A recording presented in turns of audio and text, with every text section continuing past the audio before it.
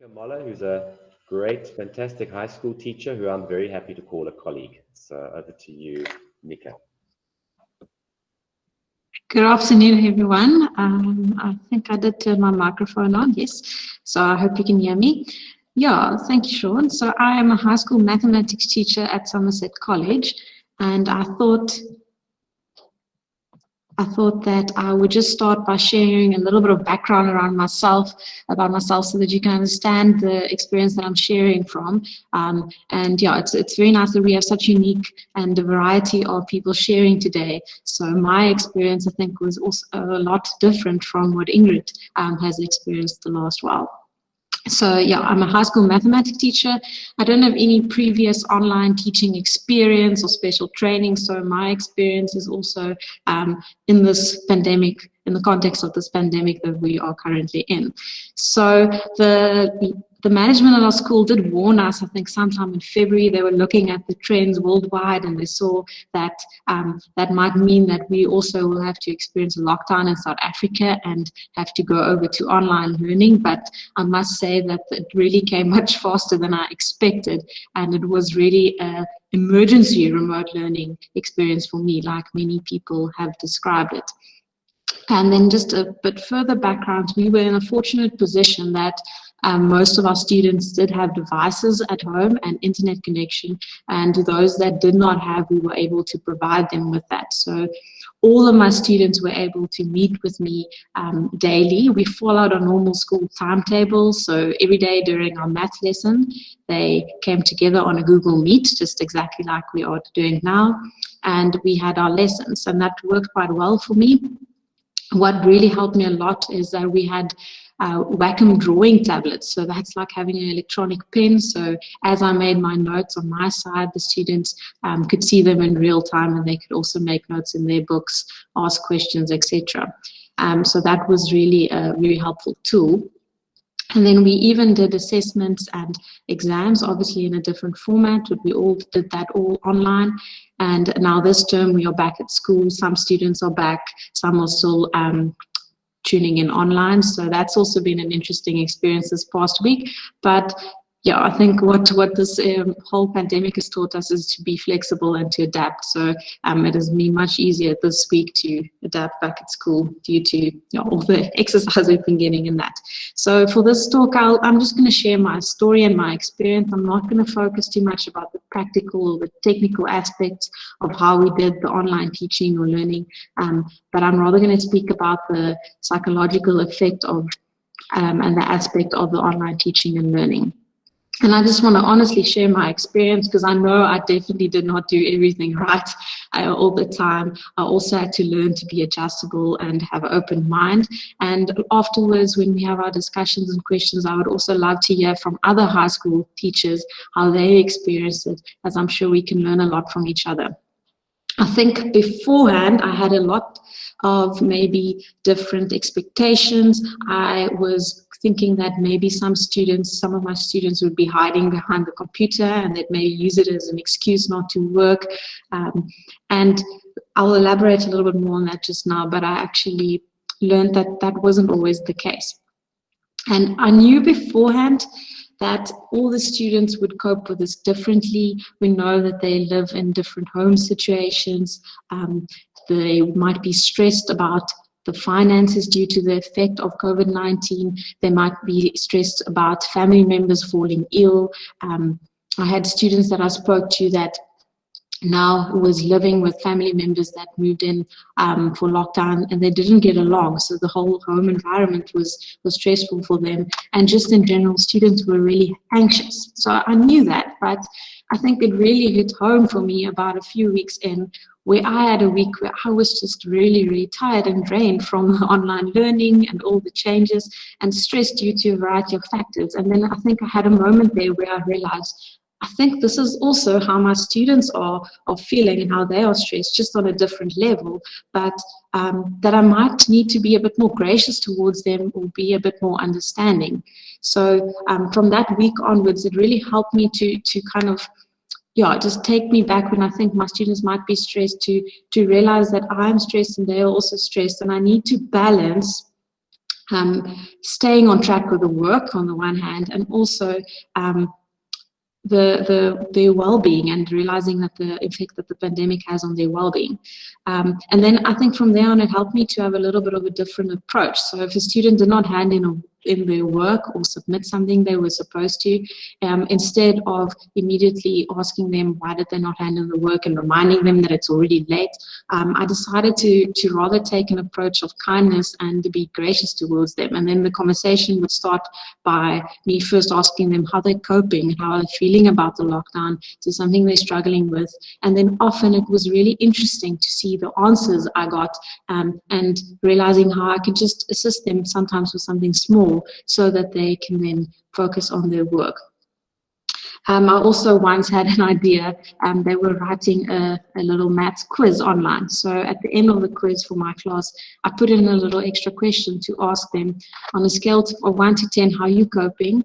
And is there a way that I can support them? Because I realized as well, even if I ask the entire class how they're feeling, that some students might not have the confidence to speak up or to share that they are struggling. And that was a great way for me to get an insight to how my students are feeling and how they're coping, and what's really going on in their minds.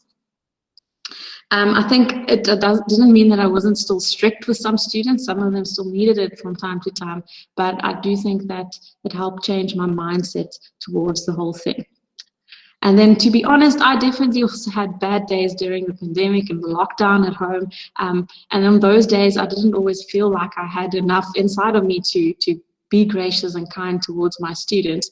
But I think I also learned to have grace towards myself. And then on those days, just to go through the day, and maybe the next day I'll be able to care for my students again, etc. So yeah, taking care of my own well-being, I realized that that was also key so that I can aid my students in the end. Because if I don't take care of my own well-being, then that was not going to help me to care for my students. So I definitely had to be patient with myself and patient with my students, and also remind myself not to be too hard on ourselves, because I think we tend to do that sometimes. Then the other thing that I realized after a while is that the students really felt lonely at home, and they missed their friends, they missed the interactions they had at school and playing sports. So I tried to incorporate a few things to make them kind of feel closer to each other, although they are online. And I also wanted to make the students feel seen and that they are heard. So we had a few funny things that we did.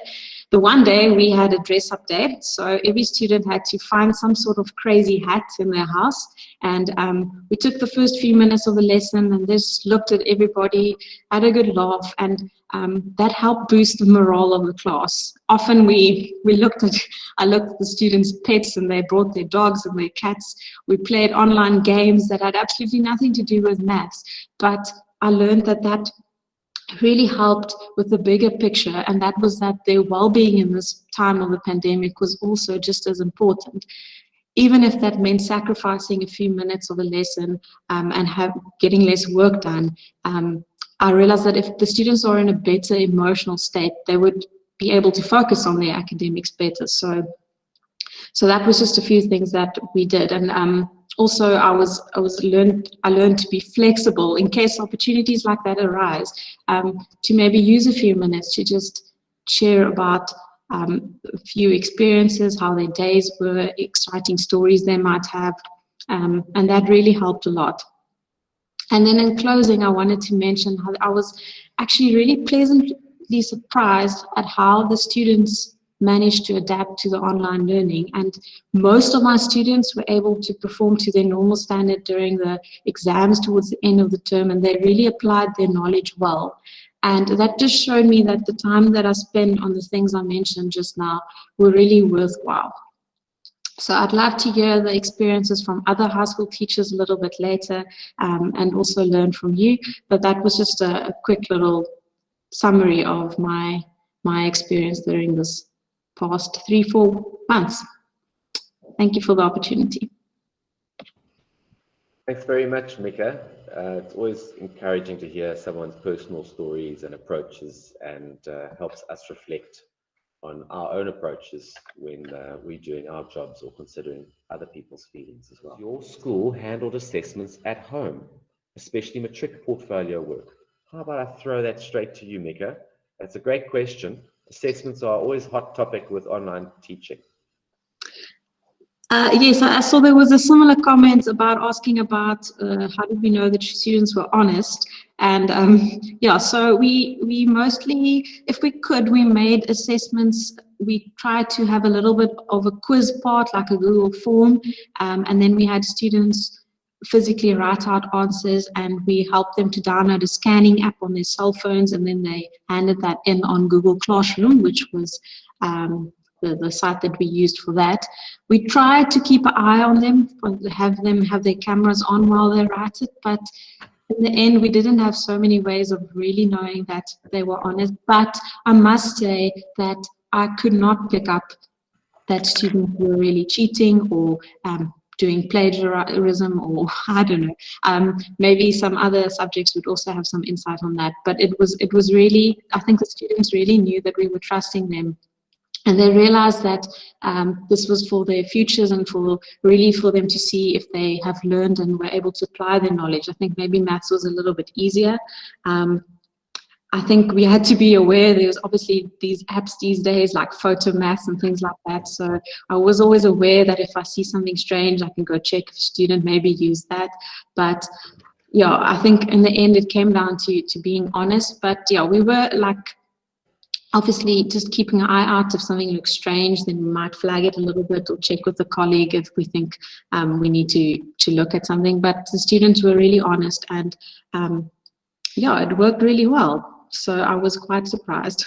But we learned a lot, and I think we also learned a lot about assessments that we'll use even in the future, even if students are permanently back at school. Your school handled assessments at home, especially matric portfolio work. How about I throw that straight to you, Mieke? That's a great question. Assessments are always a hot topic with online teaching.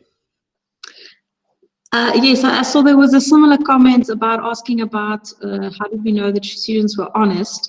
And yeah, so we mostly, if we could, we made assessments. We tried to have a little bit of a quiz part, like a Google form, and then we had students physically write out answers, and we helped them to download a scanning app on their cell phones, and then they handed that in on Google Classroom, which was the site that we used for that.